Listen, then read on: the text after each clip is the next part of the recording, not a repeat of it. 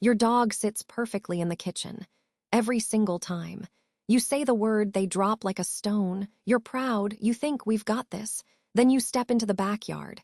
Same dog, same command, same you, and it is like you've never met.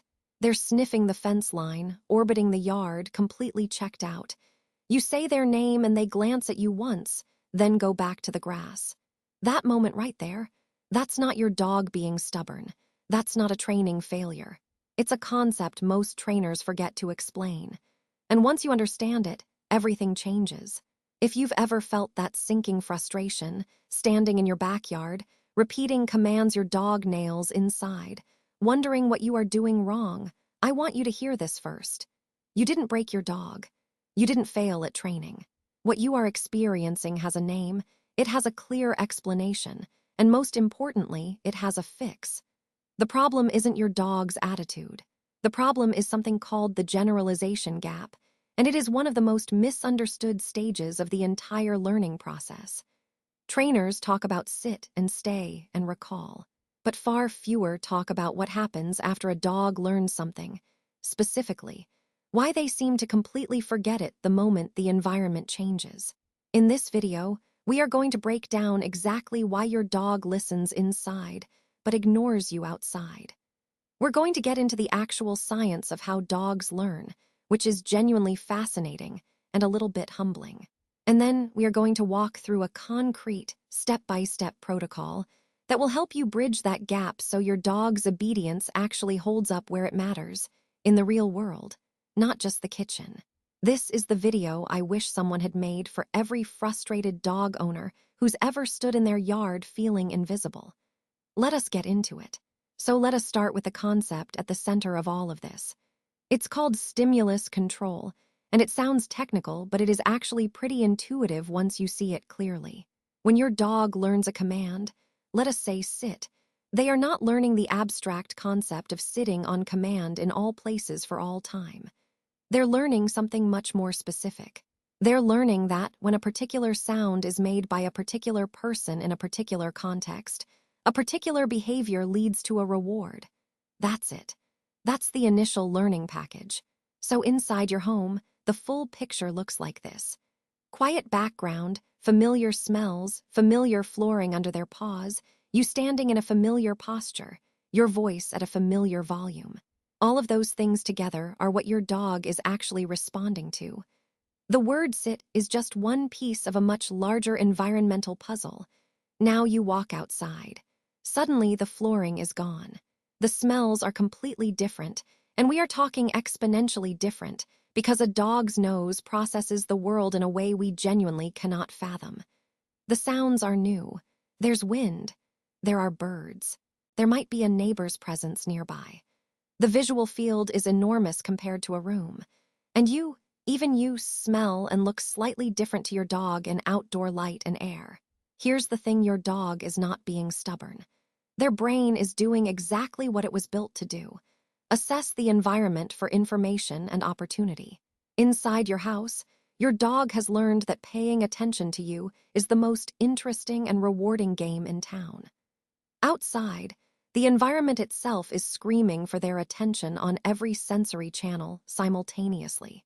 So when you say sit in the backyard and your dog ignores you, they haven't forgotten the command. What's happened is that the command hasn't been taught in that context yet. You've built a bridge, but only from one side. This is the generalization gap, and it is completely, 100% normal.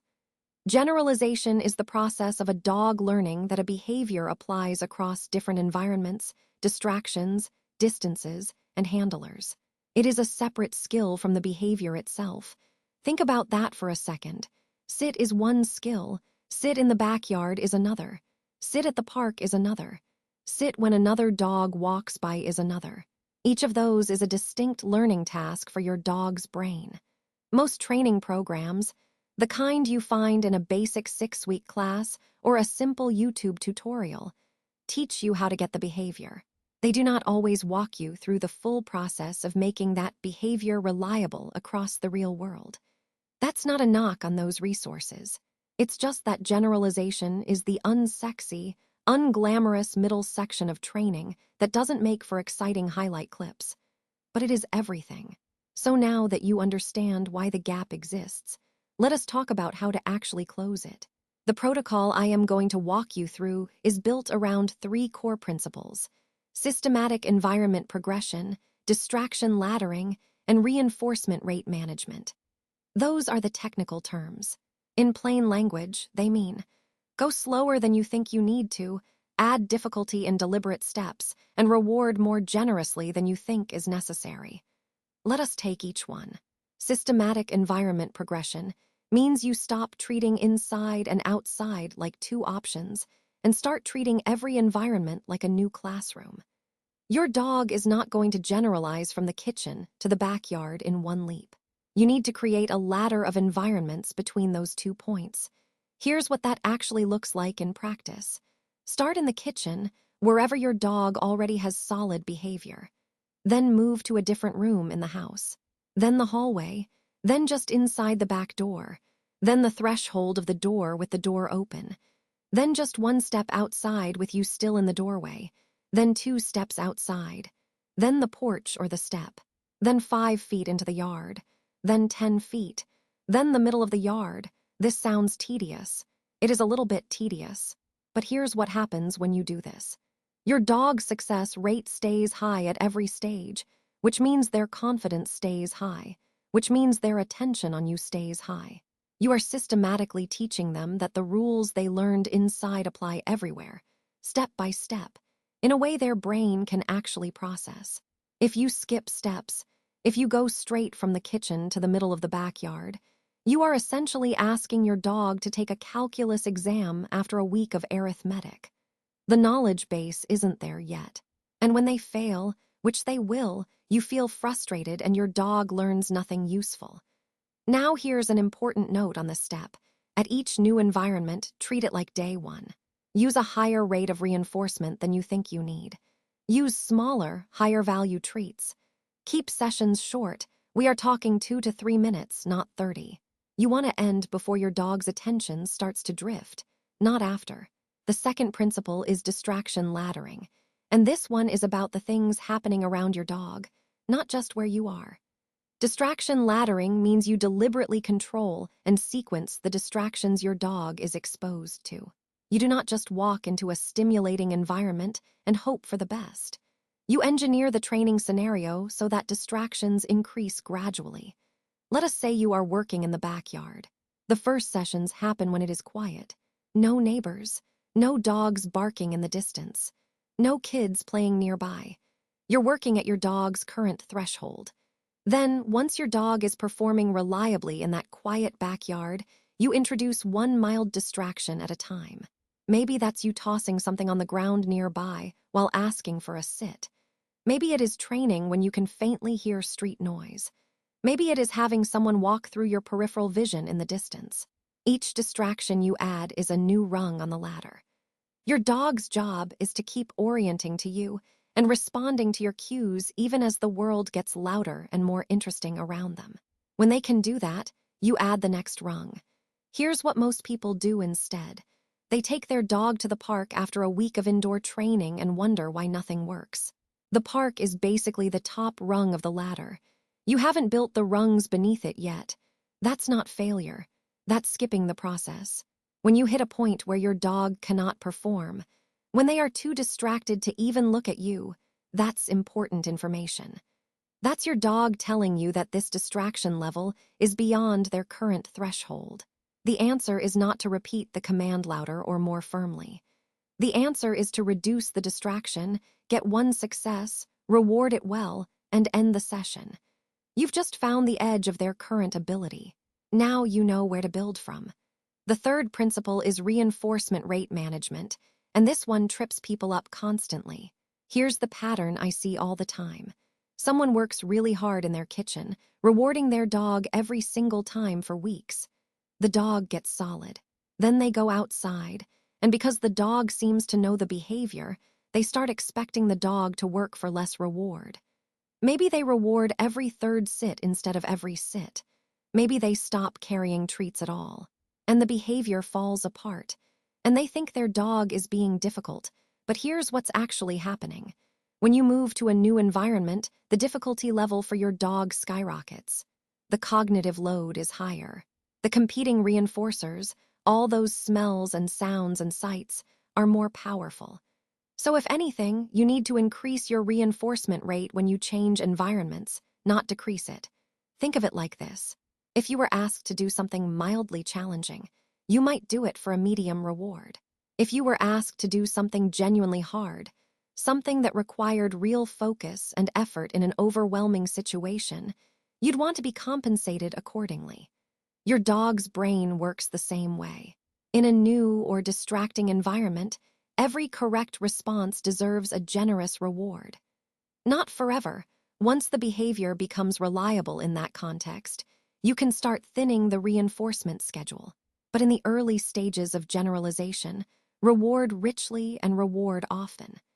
Now let us tie this all together with something I want you to internalize, because it reframes everything. Generalization is not the test of whether your training worked. It is the training. The time you spend bridging the gap between environments, building the distraction ladder, managing your reinforcement rate, that is not remedial work. That is not backtracking. That is the actual process of building a dog that reliably responds to you in the real world. The dog that sits in the kitchen is a dog who has learned stage 1. The dog that sits at the park with another dog running past is a dog who has been taken through the full journey. That journey is built in small steps, in session after session, with patience and intentionality. And here's the emotional piece of this that I really want you to hold on to. When your dog ignores you outside, they are not telling you that they do not respect you.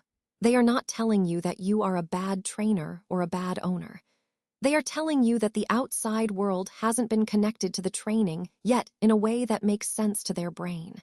That's information. It's not judgment. Your dog is not defiant. Your dog is not blowing you off. Your dog is a creature whose brain is being absolutely flooded with environmental input in a completely different context from where the learning happened. And their job, once you understand this and start working the protocol, is to gradually learn that you are worth orienting to no matter what's happening around them. That doesn't happen through force. It doesn't happen through frustration. It happens through repetition, consistency, appropriate challenge, and generous reward in a carefully sequenced progression of environments and distractions. When you do the work, the change is real. You'll have a session in the backyard where your dog sits on the first ask, looks up at you, and you'll feel it, that shift. That moment where the outside world stops being the competition and you become the anchor. That feeling is what you are building toward. And you get there not by demanding more from your dog before they are ready, but by building the bridge they need to meet you where you are. If this reframed how you are thinking about your dog's training, the best thing you can do right now is go try the first step. Just move the training session to a different room in your house tonight.